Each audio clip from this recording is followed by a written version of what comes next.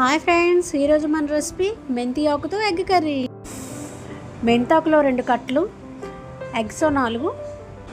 మెంతాకు ఒంటికి చాలా మంచిది, చాలా ఎక్కువ పోషకాలు కూడా ఉంటాయి. టమాటా 4, ఆనియన్స్ 3 చాలండి. కరివేపాకు, పచ్చిమిరపకాయ, ఉప్పు, కారం, పసుపు, గరం మసాలా, అల్లం వెల్లుల్లి పేస్ట్ అండి. ముందుగా నేను టమాటా గ్రైండ్ చేసుకొని పేస్ట్ చేసుకొని ఉంచుకున్నాను. మెంతాకు కట్ చేసుకొని వాష్ చేసుకొని సైడ్కి పెట్టుకున్నాను. బాయిల్ చేసిన ఎగ్స్ ఉంటాయి కదా, ఎగ్స్ అయితే ఫ్రై చేయాలండి. కొంచెం బ్రౌన్ కలర్ వచ్చినట్టు ఫ్రై చేస్తే టేస్ట్ బాగుంటుంది. సాల్ట్ వేసుకోవాలి, కారం వేసుకోవాలండి. అటు ఇటు బాగా ఫ్రై చేసుకోవాలి. ఎగ్స్ ఎంత బాగా ఫ్రై అయితే అంత టేస్ట్ వస్తుంది.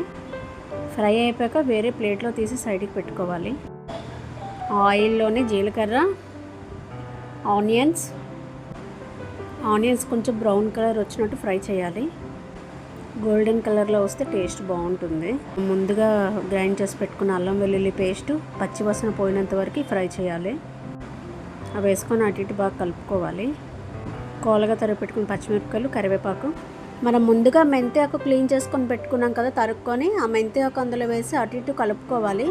అందులో కొంచెం వాటర్ ఉంటుంది, వాటర్ పోయినంత వరకు మనం ఫ్రై చేసుకోవాలి. మెంతి ఆకు అయితే బాగా ఫ్రై అయిపోయింది, వాటర్ అసలు లేకుండా. ముందుగా గ్రైండ్ చేసి పెట్టుకున్నాం కదా టమాటా గ్రేవీ, ఆ టమాటా గ్రేవీ కూడా అందులో వేసి బాగా కలుపుకోవాలి.